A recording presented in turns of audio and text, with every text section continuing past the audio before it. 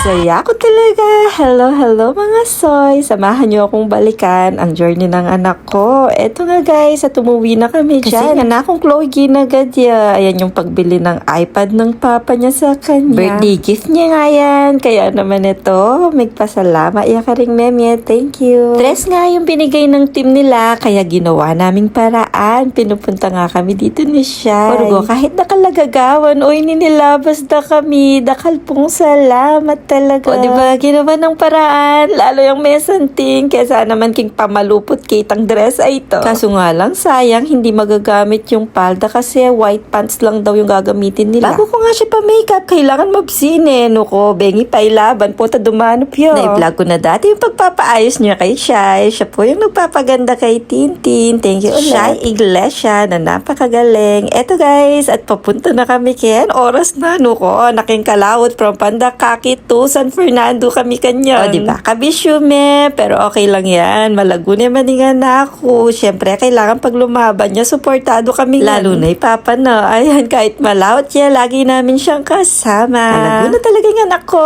Lalo na yung makeup ni Shai, pag naiilawan ay bonggay. Dumaan pa rin ako sa McDo para naman natin yung kanan. Eto guys, at dumating na kami sa event. Hindi na kami sumama sa parada. Pero ayan, nung tawagin na sila, nagpicture-picture na lang para naman maagnasing makeup, no? Tinawag na nga yung bawat grupo. Siyempre, videohan ko, huminga na ako. Binidyohan ko naman lahat, pero para mabilis, eto na lang. O, sabi ko sa inyo, iba talaga yung makeup ni Shai. Bongga pag may ilaw. Last kita ko na nga sa blower na yan. Kanino yung kaya Miras kaswerte na naman. Initan kasi yung anak ko, ay pipasa-pasa. Kaya hindi ko alam saan napunta. Buti nga, nakapwesto kami dito. Ito nga pala yung production number kung saan nanalo yung anak ko.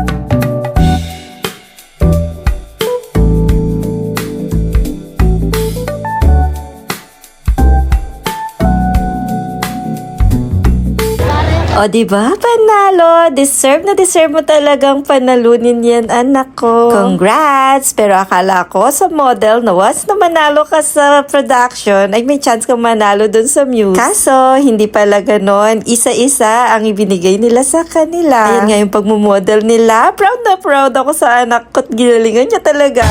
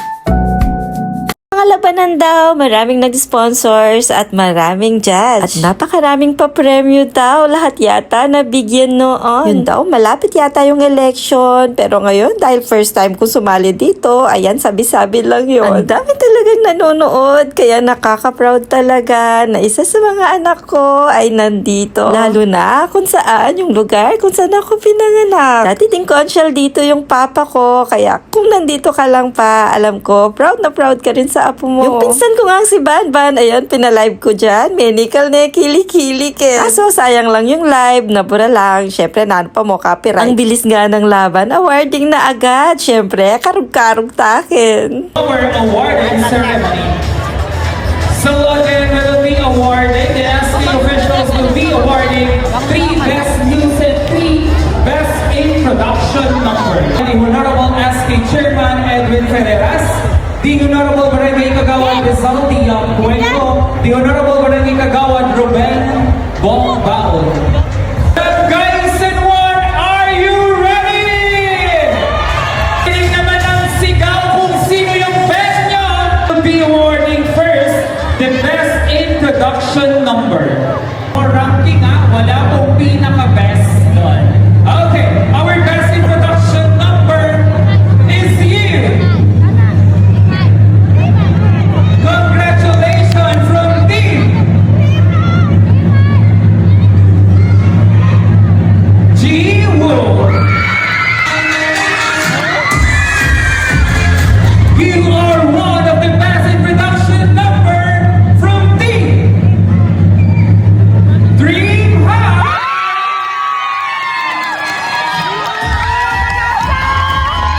Anong may pag-asa yung sinasabi ko dyan? Akala ko lang kasi kamukha sa modeling. Kakatapos lang kasing manalo dyan nung anak ko sa kanilang school. Pero masaya pa rin ako. At least nakakuha yung anak ko kahit pa paano. Masaya ang isang nanay. Stage mom, syempre. 6 nga yung nanalo. Sabi nila, pare-parehas yung prize na panalunan nila. Hindi ka pa ba masaya? 19 sila at isa sa kasama yung anak mo ay bongga. Napakasayang experience ito para sa anak ko, sunod-sunod na panalo. At sabi nila, sobrang saya daw ng mga kagrupo nila kasi first time nilang sumali na nanalo yung Muse nila. Ang Barangay San Juan Bukid. Ayan, proud na proud ako sa anak ko. Ang galing-galing. At yung mga kabarangay namin, ayan, masaya na din para sa amin. Alam nyo, yung mga batang to, nanalo daw sila ng 1K at ibinigay sa akin. Kakain daw sila. Ayun, binigyan ko sila ng 2K. Bili kayo ng pagkain nyo, sabi ko. O, 3K na pagkain na tinumin. Madami na yan. Bago nga mag-alis ng ng makeup ang anak ko. Sabi ko, videohan ko na muna sila. O, diba? Kasaya na talaga ding anak. Congratulations. Kaya kayo nga. At sa akin na din, congratulations sa Certified Stage Mom.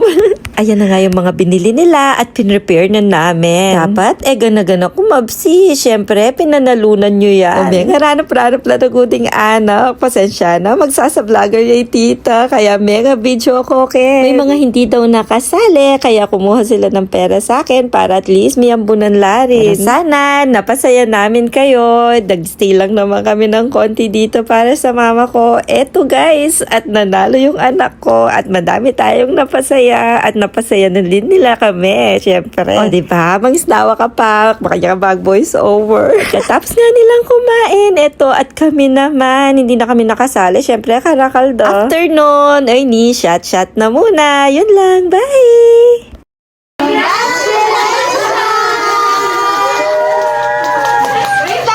Bakit? Kasi ikaw ang highest top 1 sa grade 9 first. At dahil dyan, ikaw ay gagawa ng notes of gratitude. Mag-speech ka na. Grabe, ang tagal na panahon. Ngayon ko palang na-upload ito. Hello mga soy. Ito nga pala yung isurprise si T ng kanyang mga teachers. Siya nga pala yung first sa kanilang klase, kaya siya yung mag-speech. Ayan, napakasaya ko dyan. Ang alam ko lang, sabi ni Patty, magpipiknik or magsasamji sila dito. Pero syempre, ramdam ko naman na agyo na ning anak ko kasi ang tataas ng kanyang mga scores sa kanyang exam. Ito nga guys, at sobrang saya namin dyan. Syempre, mag-video tamo. Kaso hindi ko to na-upload agad. Mengalkal ko mo kasi nga wala na akong ma-upload.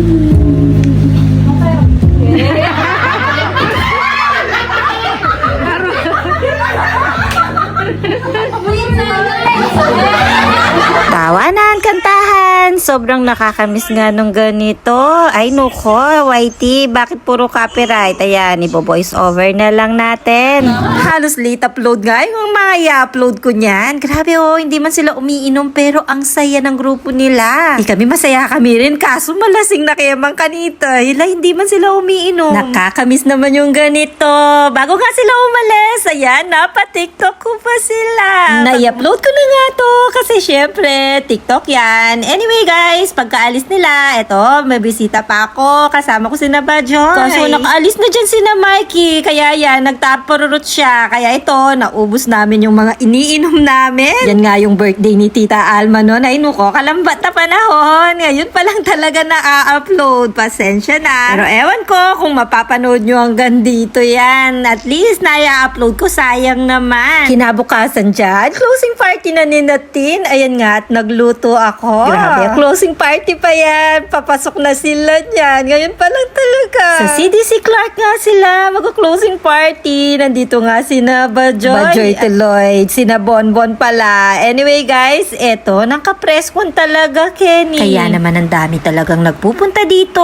Ang daming nagpipiknik. O diba, bago namin mapuntahan sina ate niya, ayan at nag-pictorial muna si Klong Klong. Hindi na nga kami lumapit kina Tintin. Dito na lang kami nagtambay malapit sa kanila pero natatanaw pa din namin sila. Kapresko naman talaga, Kenny. Ang sarap magmuni-muni. Kausap ko nga dyan yung asawa ko. Tapos dumating nga si Nayesha. Diyan sila nag-walking. Ako naman dito nagtambay. Ang dami talagang nagtitinda dito. Tapos kung kilala nyo itong mga Aita Brothers, lagi ko yun natsitsyempuhan. Ayan o, lagi silang nagkakanta-kanta dyan. Ayan nga, at kinantahan kami. After nun, ay nukot, si Claudia kako, niyang yabot king 50. 50 aya mo pining barya ko. Tinawagan nga nila ako dahil wala silang matandang kasama. Kailangan pala iwan yung ID ko. Kaya naman ayan, pinag-rent na namin sila ng bike. Nakiusap kasi sa akin si na Bonbon. Kaya naman ayan, mag-enjoy la talaga ding ano. Ang dami talagang mapaglilibangan dito, di ba? Kaya kung mainip ka, dito ka sa CDC. Malibang ka sigurado. Patapos na nga yung closing party nila. Ang dami pa nilang pagkain na yan. Si madam niya, pinauwi niya yung mga pagkain. Kanya-kanyang Sharon nga yung mga bata. Ito, at sabi ko, after nilang mag-sharon-sharon at magligpit, mag-tiktok muna sila.